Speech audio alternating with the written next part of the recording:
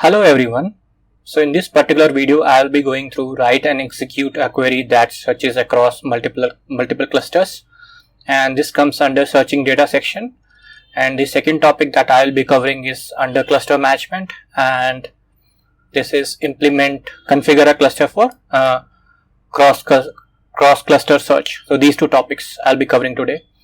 So to run two instances of Elasticsearch, what you can do is you can come to this URL elastic.co downloads.elasticsearch, and you can choose the platform that you have, like Mac, Windows or Linux machine. You can choose the appropriate platform and download the zip file. Once you have the zip file, you can start the Elasticsearch by running bin/elasticsearch or bin/elasticsearch.bat file on Windows. So that will let you run two Elasticsearch instances. So because you are running two Elasticsearch instances, you must change the port for the second Elasticsearch cluster from the default to some non-default ports. So that I will show you now. So I have this second Elasticsearch cluster, and in this particular cluster you have to come to Elasticsearch/config, and inside that you will have Elasticsearch.yaml, and you can open that in any editor of your choice. So I'll just open that in VS Code,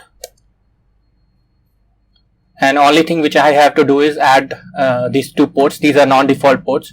So default ports are 9200 and 9300. One is HTTP port for URL based access, and second is transport port for the internal communication. So once you have set up that thing and started your Elasticsearch, you will have two instances of Elasticsearch running.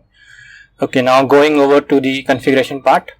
So this part, once you have done, go to the Kibana console and log into the first Elasticsearch cluster. So you don't need two Kibana instances, one is enough. So I have just prepared three queries to set up cross cluster search. So this is the first query: configure a cluster for cross cluster search, and you have to update these settings. Like you have to update the cluster settings, and you have to say that it will be either transient or persistent. So I'm saying persistent, and then this will be the keyword cluster remote, and under remote you can specify your remote cluster name. So this is user defined, so I'm giving the name as secondary cluster, and inside that you have to provide the seeds. So seeds is basically the second cluster transport URL, the transport protocol. So that is 9600, otherwise default is 9300. So once you add this setting and send this command to your primary cluster. So this is the secondary cluster. So primary is one through which I have logged into the Kibana. So my secondary cluster is registered. Now I will do a local search. So I'm just searching for Shakespeare index for the text entry king. So the results have come back. Now the third part is write and execute a query that searches across multiple clusters, and for that the syntax looks something like this. Like you have the regular your get and the index name. So this is my first index, this is the local cluster, and for the second cluster you have to give the second cluster name. So I have registered as secondary cluster, then you put a colon and then the index name. So this will be the secondary cluster, and the third part is anywhere, like underscore search. So this will search across both the local and the secondary cluster, or the remote cluster we call. So the query is same, so you can put any query. So I'm just putting a simple match query.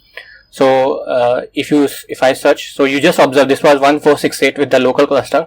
Now if I search again, you will observe that total number of hits is 2936, which is the double of because it's searching across both the clusters.